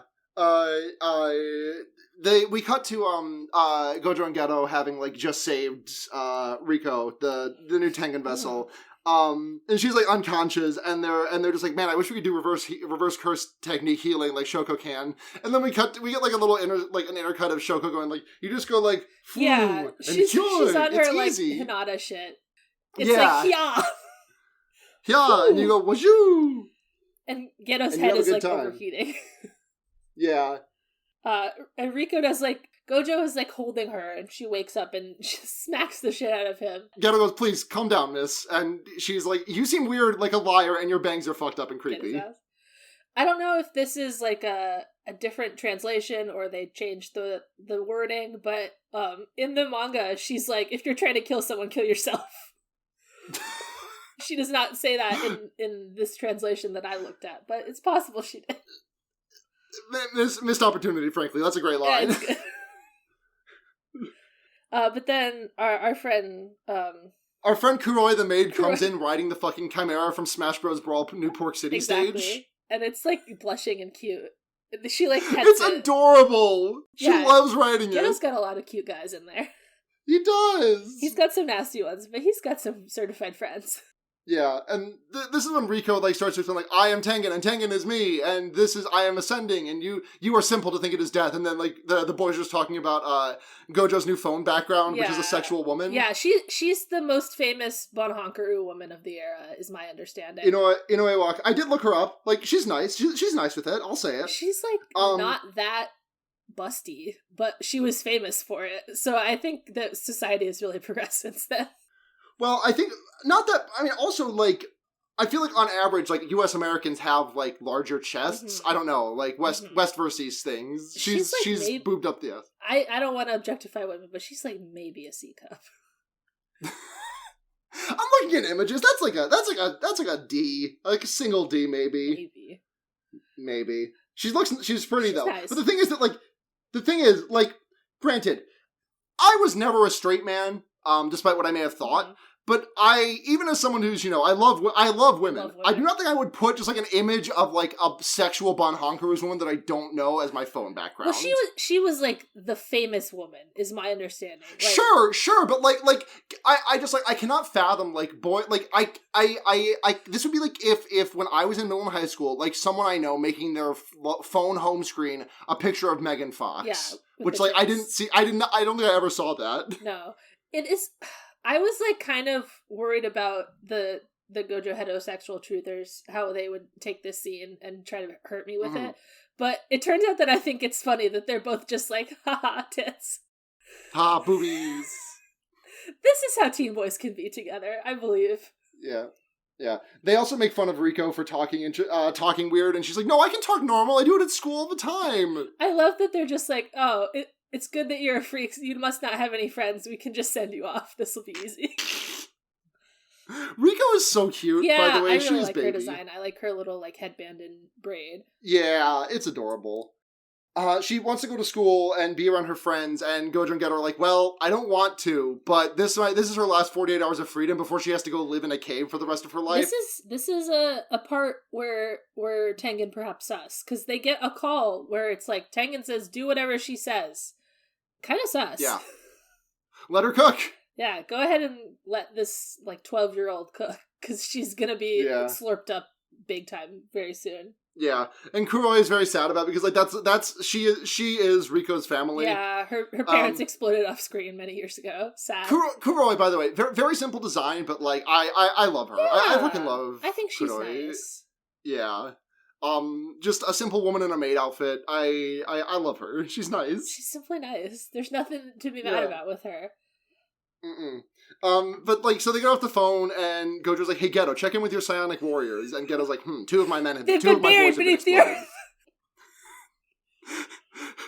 Oh no, my boo-boo bears. Gojo, go check on Rico. My boo-boo bears have been attacked. This is so sad. They added this part of Gojo, like, leaning on him very hard for no reason, by the way. I'm just noting it. By the way. Something to know. Just marking it down. We cut to Hungy Toji eating takoyaki. He's eating quite sexually, I'm sorry to say. Yeah. He's got, like, a skewer of meats and it's dripping all over. Yeah. Like, it's interesting because, like, I'm like, not number one Toji fucker worldwide, but, like, top 10. At least top 20. It's rough competition. But I believe in you, Sarah. They made him a little too beefy. There's, like, definitely some shots where his neck muscles are so large he can't lift his hands above his head. Right, like, he looks like fucking Schwarzenegger broad in some shots. And it's like, don't get me wrong, Toji is buff. Like, he is wearing, like, fucking skin-tight, vacuum-sealed black t-shirt, and, like, every single muscle of his is visible. But, like, he is not that broad. He is not built like a fucking fridge. He's quite large, but he's not that large. But then there are some shots where he's not that large. Yeah, and in those shots, he's very sexual. He's pretty cute. Mappa continues to do this to me, where they just say, okay, you like this man? We are going to make him much more muscular and sexual for me. I'm pretty scared of what the Beach Boys are going to look like. I think they're going to be far too muscled. Yeah. Oh, well.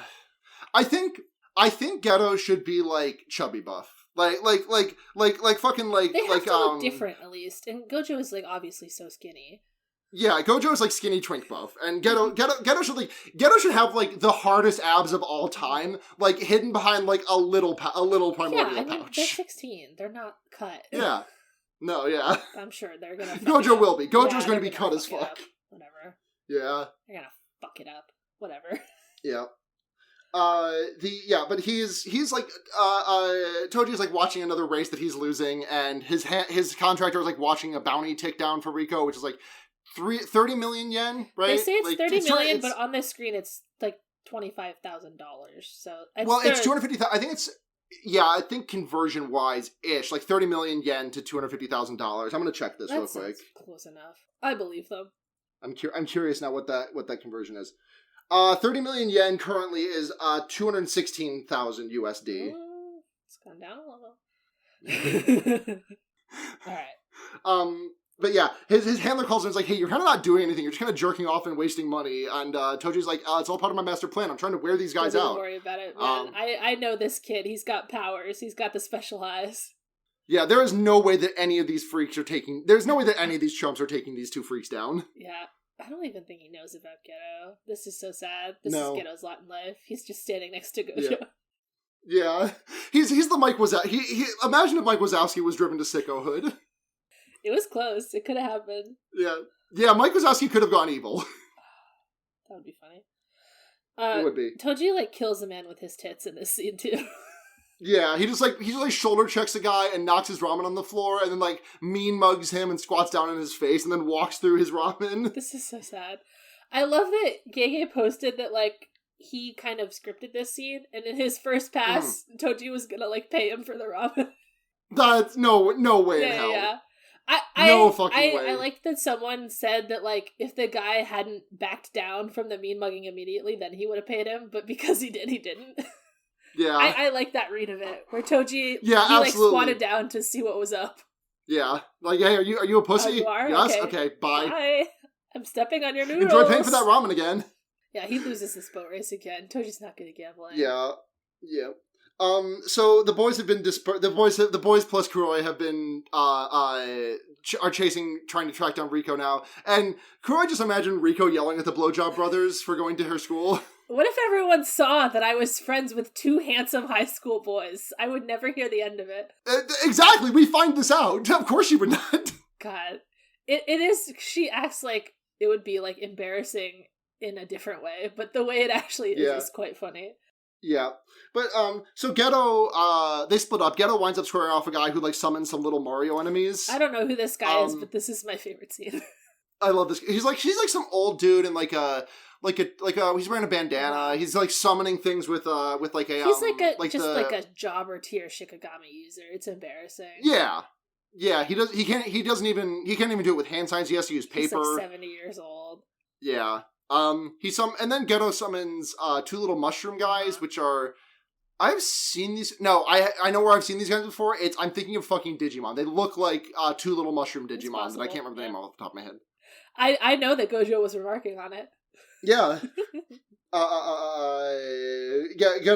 This guy is like, this guy cannot fucking mix it up he cannot go toe to toe with my fist. I'm just gonna rush his ass down. Yeah, they like fight a battle in their minds where he's like, oh, well, this guy, he has a cool technique, so he's stronger than me, but he's young and experienced. He's a long distance user. If I close in on him, I'll explode him immediately. And then Geto just interrupts his thoughts and is like, I see you're making a lot of plans. However, worm attack.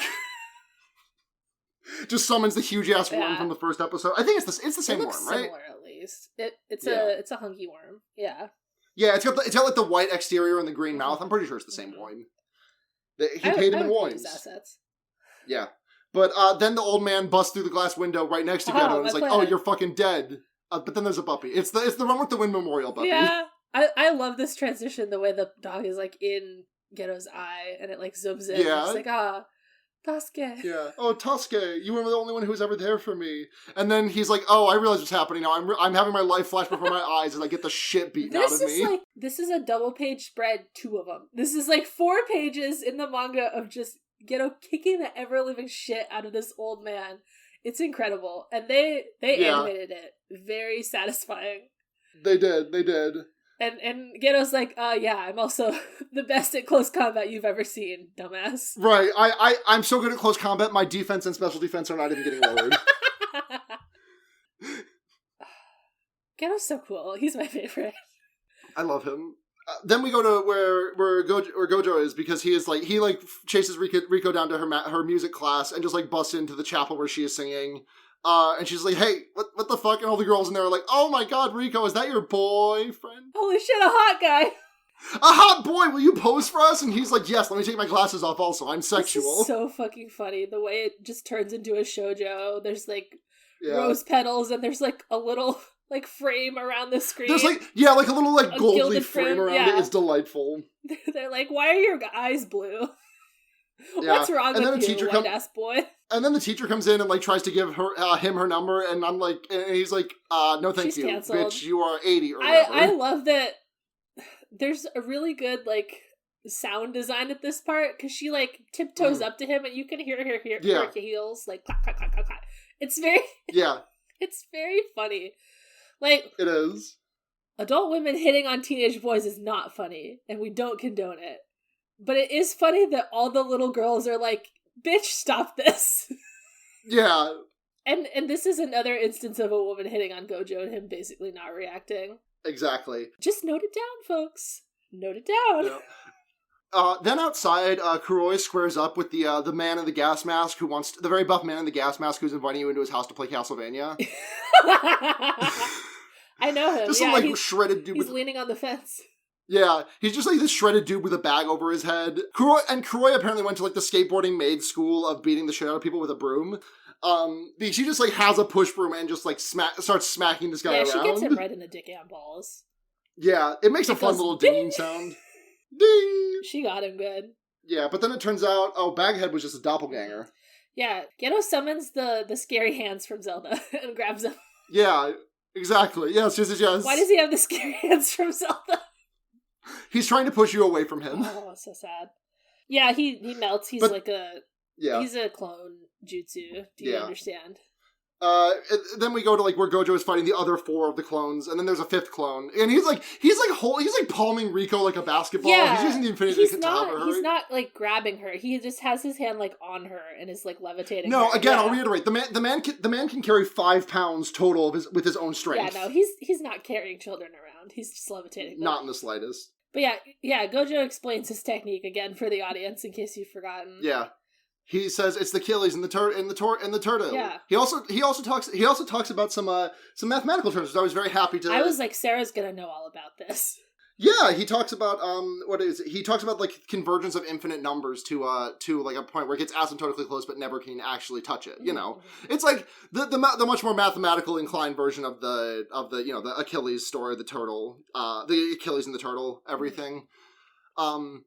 But he also, I know this man knows what epsilon delta difference means. I think it's like canonical that he's like a physics genius or something. Yeah. And I mean, it makes sense because he can see the physics. Yeah, exactly. Well, it's interesting that he's a physics genius because so much of his stuff is like it's numbers, very much based in mathematical concepts. I mean, physics does use math. Physics is like the so much of his stuff is level of applied math, basically, right? No, this is like. Well, you learn about, like, limits and convergence and stuff, but, like, the way that he's talking about it, like, this is stuff that I am, like, studying at, like, the senior level, first year of grad school level of, like, my math program. So maybe he's just got 2 PhDs, I don't know. He's pretty smart. Yeah, it's very funny that Gojo is, like, a genius at some stuff. And he just goes around talking about anime. Yeah, he basically explains that he's able to create a negative natural number, or, which is... Yeah, that's not something that can exist, because natural numbers are things that you can find existing in nature. So, 1, 2, 3, 4, 5, up to infinity. Yeah. No zero, no negatives. But he makes one, and it makes the world Yeah, he makes a negative apple, is what he says. Yeah, exactly. And it makes he just, like, fucking wipes the floor with this clone guy. Yeah. He, like, does, like, a cool blasting teleport through a million glass walls. Yeah. He also tries to use holotechnique red, but it doesn't work. He charges up his laser. And he's like, oh, it didn't work, and just like punches the guy in the face. I think this was paced a little funnier in the manga, but it's still good. Yeah. And then he's like, okay, well, that's over with. And then Rico gets a text, and we get a picture of Kuroi, like, tied up, hog-tied on the rails. Snidely Whiplash has taken her there. It's not clear how this happened, because Geto was with her. Right. Yeah, we'll find that out next episode. Maybe. If they decide to put something in there. Yeah. And that's our episodes. So, 2 good episodes that I watched, I think, 5 times each. Yeah. I've not seen them quite that many times, but in due time. I would recommend, for the podcast listener at home, I would recommend watching the episodes. They're good. If you like good episodes of television, even if you're not an anime fan, if you like good episodes of television, it doesn't get better than these 2 folks.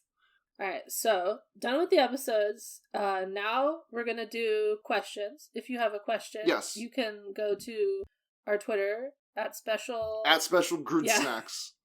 I think it's linked somewhere. For, as long as Twitter exists. Yeah. You can read off our questions here, sure. At Squizpillion, Director of Honkball Analytics, what fond memory are you flashing back to before getting punched 65 times in the chest? It's such a good question. He's It is. It's his flashback to simpler times, I guess. Yes. Yeah. Maybe just thinking about, like, sitting in my living room, playing Super Mario Sunshine. Oh, we love it. It's definitely a simpler time when you were playing GameCube. Definitely. What am I flashing back to before getting punched in the chest 65 times? He beat that man's ass so bad. I watched the episode like 4 or 5 times. I've watched that scene like 20 times. Probably more, actually. This is a very recent memory, but if I am the age of this man by the time this is getting punched to me, this is absolutely going to be the memory, which is... me 3 weeks ago at the Streetlight Manifesto concert, just in a throng of people, screaming "A Better Place, a Better Time." And then, the people screaming and jostling you transitions into getting the shit kicked out. Yeah, it's a complete sense memory too, because I'm in the pit in this memory, and I'm getting the shit beaten out of me by Geto. Oh, so you don't even, like, come back out of the memory before he kicks your ass? Yeah, no, I'm still just like, oh yeah, this is what the pit felt like. Your nose was his nose was orange. Why was it orange? Yeah. He got beat so bad. His nose was orange. Alright. I think that's the only question for this week. If you have questions, send them in. We always tweet the question post. Yeah. Well, this could be you. You could be the Eddie of the next episode. Yeah. Okay. Domain expansion. Forbidden Library. Ooh, I'm doing hand signs for this. And it makes some sound as well. Yeah, get some domain expansion sound effects. If you don't want to know spoilers for 1, the upcoming anime season, 2, the manga, 3, the manga that hasn't been adapted yet in the future and is current, we could talk about any of that here, so you should watch your back. Where are you in the manga currently, Kay, by the way? What's your most recent chapter? What's the most recent stuff you've been reading? And then I didn't. I'm up to, like, the second Maki verse Naoya fight, I think, where he's like a creature now. Okay, so you're about 40 chapters from current, I think. Behind. But, like, I know what happens, like, I look at Twitter, I know Gojo's out of his box, I know he's baby shit, I know that Sukuna is Fushiguro now, all that other stuff. I just dropped a lot of spoilers, I hope you left. Yeah, but I really hope that all of our listeners were able to access their phone and nobody was driving. I'm just curious. I'm interested to see where the current stuff in the manga goes. It's my interest in the series has kind of waxed and waned since we last left off. Where when we left off, I was a full fucking JJK head. This shit will never disappoint me. And now I'm at the point where it's like, well, there's still some good stuff. I honestly I'm behind, but I'm not behind out of lack of interest. I've always liked it. Like, I know people were kind of downhill on the Culling Game stuff, but I've always liked it. I thought all the fights were really fun. I really liked the Kashimo fight. You got to the Yuki fight, right? No, I didn't.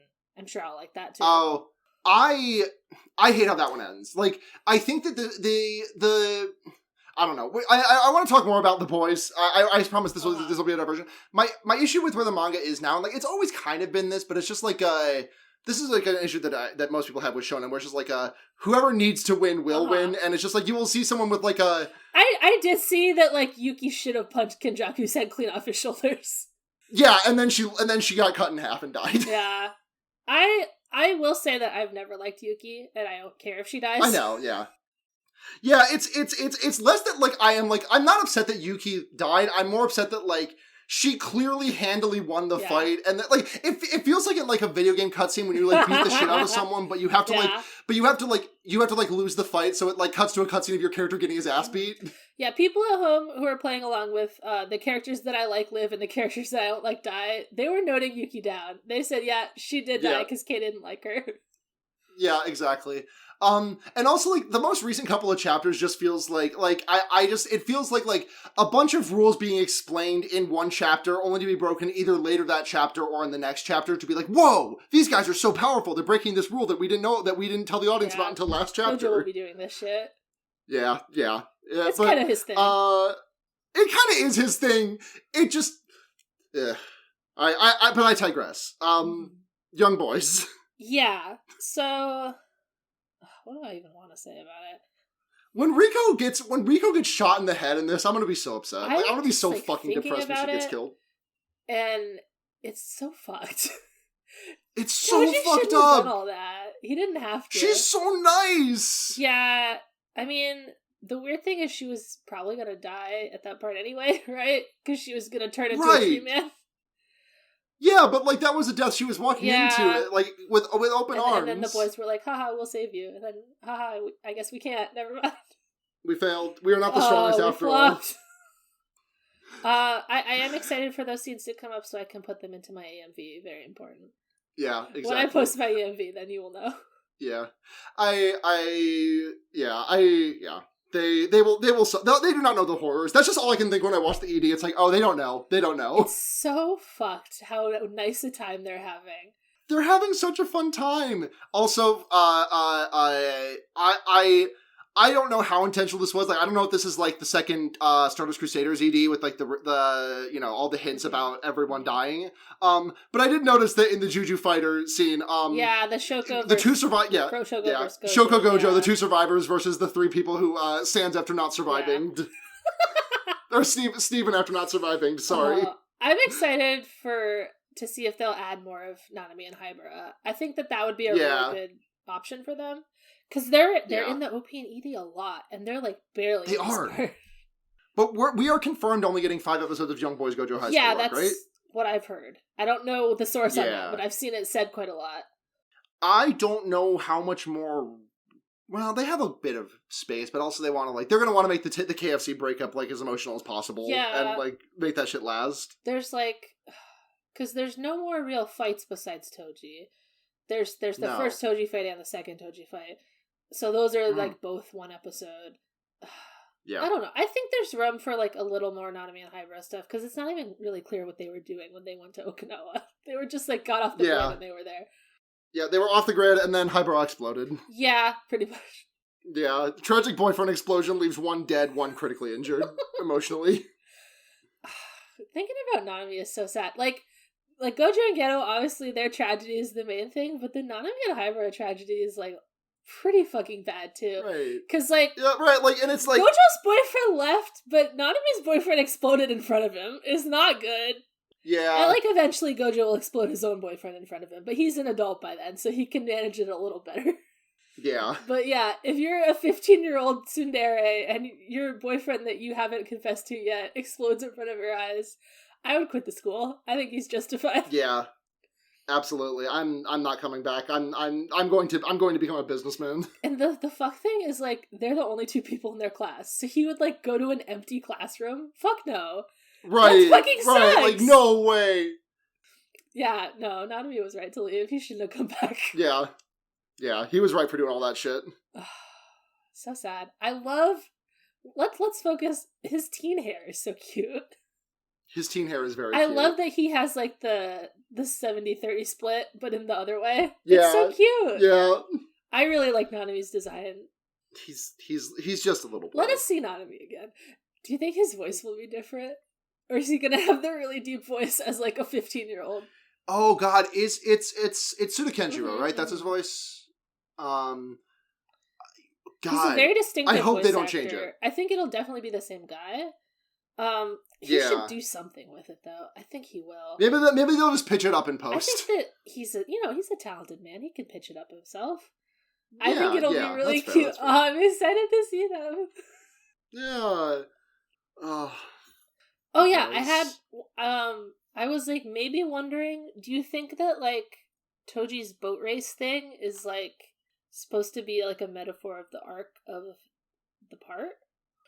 I was kind of trying to pick at that, but I feel like I need to go with another I feel like I need to go with a magnifying glass for that. Because there's this part where it's like, oh, your guy is pulling ahead, and he's like, fuck yeah, and then he spins out, and it's like, oh, looks like he's out. Yeah, and he comes in second. It's possible. Yeah. It's probably a metaphor, but I need to write out the details, and then I might like click something together. Because it seems like something they would do, right? Like that's such right. They would not show us that much of it in the because he doesn't. There's not that much detail to the racing in the manga, right? People, he bets he loses. Didn't even realize it was a boat race in the manga. Yeah. People thought he was like horse racing or something. I also think I thought he was horse race betting when I read that the first time. Boat racing is not really like a westernized thing to bet on. No. Like jet ski racing, like what is that? Yeah. We all remember Wave Race 64 and Wave Race Blue Thunder. And I'm always betting my millions on it. It's so fucking funny that he's bad at betting, and then he fucking gambles his life and dies. You know. Yeah. Dumbass. Yeah. Shouldn't have done that. Dipshit. Yep. They could like. It's not really explored that like Toji has his own tragedy going on. Because like, he's like, you know, he's a Maki. He's like from this fucking garbage clan that didn't respect him. Mm-hmm. And then he like, you know, he had like a wife he was very wife guy for, and then she died. And he like can't even hang out with her son anymore. Because he's like traumatized. I don't know. Not to reach so far across the Toji fucker aisle that I'm like, he's justified, but it's like interesting. Yeah. Toji is an interesting man. He has many problems. He's got probably the most problems besides Gojo. Yeah, I think I would agree with that. Alright, so then, welcome back to the people who don't want to hear spoilers. We're at the end of the episode now. You can find us on Twitter, like we said, at Special Grade Snacks, Special GRD Snacks. Mm-hmm. Thank you to Matt GameCube, the Podfather, for Noisepace.xyz, which this show and so many others are so wonderfully hosted upon. If you want to hear many other podcasting, Fear Baiting podcast, horror movies. I've been back to doing it. Fear Baiting is back, and I think it's really good now. I mean, it wasn't bad when I left it, but like I feel like I'm really in a stride. We're really in a stride now. I think it's good episodes. Fear Baiting is back in a big way. Have you heard about Megan, the movie that I didn't like? I think Megan 2 will be better. Megan 2.0 will be better. I'm manifesting this. She better fucking kill some more people and fucking serve some more cunt. Like, I need Megan to kill... I need Mithrigan 2 to kill more people. I'm not really on Twitter anymore. You can follow me on Sunhazjanya you can send me a follow request on Sunhazjanya. I'm locked because I've been looking for work, but, you know, I'm pretty much only on there to retweet my podcast. So, you can check me out on Twitter, though, gasaltanakas.tumblr.com, the OG. Thank you to Agnen at Kalolifair Art for most important artist. Incredible art. You must have seen the new art. Yes, you must have seen the new art with Worm with its like a hard ass and its titty legs and its dick sucking lips. You love that beautiful worm. That beautiful sucking worm. The glizziest gulper in animation history. I can't wait for the worm. The worm isn't even here yet. Oh. The worm's not in the OP either. Oh, they're really hiding the worm. Yeah, they're saving it for a big worm pop. I'm gonna pop huge for the worm. You know I am. I'm gonna pop huge for worm. Thank you to Noah. Yes. What is Noah's Twitter? At Owldude? I believe that's correct. Yeah, at Owldude on Twitter for Lost in the Bug Snacks, our intro outro music. Delightful shit. We're keeping it. Kay, where can people find you? I am on Twitter still. For as long as Twitter's around, I'm just gonna, I'll post my things. Yeah. At K Darlink. And I have a different podcast about Song of Ice and Fire, if you care about that. I don't know about the overlap. Yeah. But that is a song of babies and puppies. There's babies and puppies in many forms of media, it does turn out. Many forms. So true. Yeah, but that's everything. Thank you so much for listening. It's great to be back, huh? Yeah. Thank you for listening to our long podcast. We'll see how long it ends up, but yeah. Yeah. But until next time, I'm Sarah. I'm Kay. Let's go get some snacks. Let's go get some snacks.